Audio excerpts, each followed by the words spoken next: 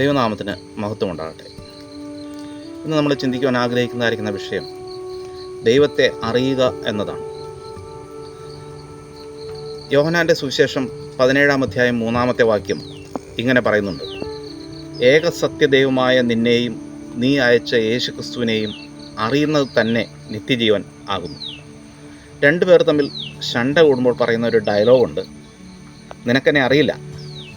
ഒരു കണക്കിന് അത് ശരിയുമാണ്. ഇപ്പോൾ എന്നെക്കുറിച്ച് പറയുകയാണെങ്കിൽ എന്നെ പൂർണ്ണമായിട്ട് അറിയാൻ കഴിയുന്നത് ദൈവത്തിന് മാത്രമാണ്. പിന്നെ ഒരു പരിധിവരെ എൻ്റെ കുടുംബത്തിന്. PBSന് വിവിധ സെഷനുകൾ ക്രമീകരിക്കുമ്പോൾ അതിൻ്റെ അവസാന സെഷനിൽ പങ്കെടുക്കുന്ന കുട്ടികൾ പതിവായി പറയുന്നൊരു സാക്ഷ്യമുണ്ട്. ഇവരെല്ലാവരും പറയുന്ന വാചകം ക്രിസ്തുവിനെക്കുറിച്ച് കൂടുതലായി അറിയുവാൻ സാധിച്ചു എന്നതാണ്. യേശുവിനെക്കുറിച്ച് അറിഞ്ഞാൽ മാത്രം മതിയോ? നാം പല സംഭവങ്ങളെക്കുറിച്ചും കേട്ടിട്ടുണ്ട്. നാം ഇതൊക്കെ പൊടിപ്പും തൊങ്ങലും വെച്ച് മറ്റുള്ളവരോട് പറയാറുമുണ്ട്.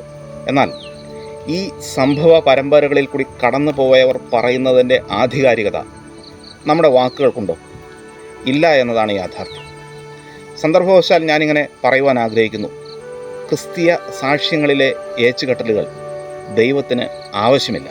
കാരണം അവൻ്റെ പ്രവൃത്തികൾ, ഇടപെടലുകൾ ഇവ എല്ലാറ്റിനും ഉയരെയാണ്. അവൻ്റെ പ്രവൃത്തികൾ തൂക്കി നോക്കുവാൻ കഴിയാത്തതാണ്. അവനിൽ തന്നെ പൂർണ്ണതയുള്ളവനാണ്. ആ പൂർണ്ണതയിലേക്ക് നമ്മെ കൈപിടിച്ച് ഉയർത്തുവാനാണ് അവൻ ആഗ്രഹിക്കുന്നത്.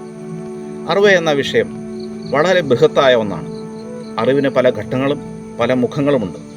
ഒരു പ്രത്യേക സംഭവത്തെ അല്ലെങ്കിൽ ഒരു വ്യക്തിയെ ബന്ധപ്പെടുത്തി പറയുമ്പോൾ നമുക്കത് ഇങ്ങനെ വേണമെങ്കിൽ പറയാൻ കഴിയും: എ എന്ന വ്യക്തിയെക്കുറിച്ച് അറിയുന്നതും എ എന്ന വ്യക്തിയെ അറിയുന്നതും തികച്ചും വ്യത്യസ്തമാണ്. 2 കൊരിന്ത്യർ ലേഖനം 4-ാം അധ്യായം 4-ാമത്തെ വാക്യത്തിൽ ഇപ്രകാരം പറയുന്നു: ദൈവപ്രതിമയായ ക്രിസ്തുവിൻ്റെ തേജസ്സുള്ള സുവിശേഷത്തിൻ്റെ പ്രകാശനം ശോഭിക്കാതിരിപ്പാൻ ഈ ലോകത്തിൻ്റെ ദൈവം അവിശ്വാസികളുടെ മനസ്സ് കുരുടാക്കി. നാം ക്രിസ്തുവിൻ്റെ അനുയായികൾ എന്ന് പറയുമ്പോൾ തന്നെ നമുക്ക് ക്രിസ്തുവിനെ അറിയുവാൻ കഴിയുന്നുണ്ടോ എന്ന് നാം ചിന്തിക്കണം. പഴത്തൊലിയുടെ പിറകെ പോയ ഒരു കഴുതയുടെ കഥയുണ്ട്. ഒരു വ്യവസായിയും തൻ്റെ വാഹനമൃഗമായ കഴുതയും കൂടെ ബിസിനസ്സിന് പോയി. ബിസിനസ് കഴിഞ്ഞ് തിരിച്ചു വരുന്നതായിരിക്കുന്ന വ്യാപാരി വിശപ്പ് സഹിക്കാതെ ആയപ്പോൾ ഒരു കടയുടെ മുമ്പിൽ നിർത്തി കുറച്ച് പഴം മേടിച്ച് ഭക്ഷിച്ചു. കഴുത അത് നോക്കി നിന്നു. അദ്ദേഹം ആ പഴത്തൊലി തൻ്റെ വടിയുടെ അറ്റത്ത് കെട്ടിയിട്ട് വാഹനമൃഗമായിരിക്കുന്ന കഴുതയുടെ പുറത്ത് കയറിയിരുന്നു. കഴുതയുടെ മുമ്പോട്ട് നീട്ടിപ്പിടിച്ചതായിരിക്കുന്ന പഴത്തൊലി തനിക്ക് ഇപ്പോൾ തന്നെ ലഭിക്കുമെന്നായിരിക്കുന്ന പ്രതീക്ഷയിൽ കഴുത വേഗത്തിൽ നടന്നു. വീട്ടിലെത്തിച്ചേർന്നു. അദ്ദേഹം ആ പഴത്തൊലി എടുത്ത് പശുവിന് ഇട്ടുകൊടുത്തു. കഴുത അത് കണ്ടു കൊതിച്ച് തൻ്റെ ലായത്തിൽ പോയി കിടന്നു. നമ്മുടെ യാത്രകൾ, നമ്മുടെ ലക്ഷ്യം ഇതുപോലെ എന്തെങ്കിലും ചില കാര്യങ്ങളെ ലക്ഷ്യമാക്കിയുള്ള യാത്രയാണോ? അപ്പോസ്തലനായ പൗലോസ് റോമാലേഖനം 6-3 മുതൽ 11 വരെയുള്ള ഭാഗത്ത് നമ്മോട് വിശദീകരിക്കുന്ന ഒരു കാര്യമുണ്ട്. ക്രിസ്തുവിനെ കുറിച്ച് അറിയണം എന്ന് മാത്രമല്ല, ക്രിസ്തുവിനെ നമുക്ക് അറിയണം എങ്കിൽ അവൻ്റെ മരണ പുനരുത്ഥാനങ്ങളോട് നാം ഏകീഭവിക്കണം. ക്രിസ്തുവിനോട് കൂടെയുള്ള ഈ യാത്രയിൽ അപ്പവും മീനും മാത്രമല്ല, കഷ്ടതയും മരണവുമുണ്ട്. പക്ഷെ ഒരു ഉയർപ്പ് നമ്മെ കാത്തിരിക്കുന്നു എന്നതാണ് യാഥാർത്ഥ്യം. ഈ യാത്രയിൽ വിജയം വരിക്കുവാൻ നാം ക്രിസ്തുവിൽ ആവുക എന്നത് പരമപ്രധാനമായ കാര്യമാണ്.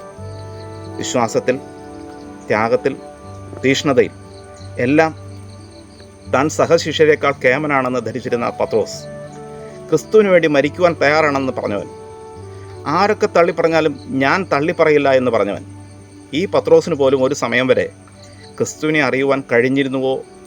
അത് സംശയമാണ്. ശ്രദ്ധിക്കുക, അറിവിൽ വസ്തുതകളുണ്ട്. എന്നാൽ വസ്തുതകൾ മാത്രം അറിവാകുന്നില്ല. ഇതിന് ഒരു അനുഭൂതിയുടെ തലം കൂടെയുണ്ട്. ദൈവവുമായുള്ള ബന്ധത്തിൽ ഈ അറിവ് അഗാധമാണ്. അതിൻ്റെ ആഴം കണ്ടെത്തുവാൻ എനിക്ക് കഴിയില്ല. അതിൽ ലയിക്കുവാൻ മാത്രമാണ് എനിക്ക് കഴിയുക. എത്രത്തോളം ഈ വിഷയം നിങ്ങളെ ഗ്രഹിപ്പിക്കുവാൻ കഴിയും അഥവാ കഴിഞ്ഞിട്ടുണ്ട് എന്നെനിക്കറിയില്ല. നിങ്ങളുടെ ചിന്തകളെ ഉദ്ദീപിപ്പിക്കുക എന്നത് മാത്രമാണ് ഞാൻ ആഗ്രഹിക്കുന്നത്. എൻ്റെ പരിമിതികൾക്കുള്ളിൽ നിന്ന് ഞാനതിന് ശ്രമിക്കുന്നു എന്ന് മാത്രം. ഒന്ന് ഞാൻ ഊന്നി പറയട്ടെ: നാം ക്രിസ്തുവിനെ കുറിച്ച് അറിഞ്ഞാൽ പോരാ, മറിച്ച് നാം ക്രിസ്തുവിനെ അറിയണം. വീണ്ടും മറ്റൊരു വിഷയവുമായി നമുക്ക് വീണ്ടും കാണാം എന്ന പ്രതീക്ഷയോടെ ക്രിസ്തുവിൽ നിങ്ങളുടെ സഹോദരൻ സുവിശേഷകൻ ജോയി EV.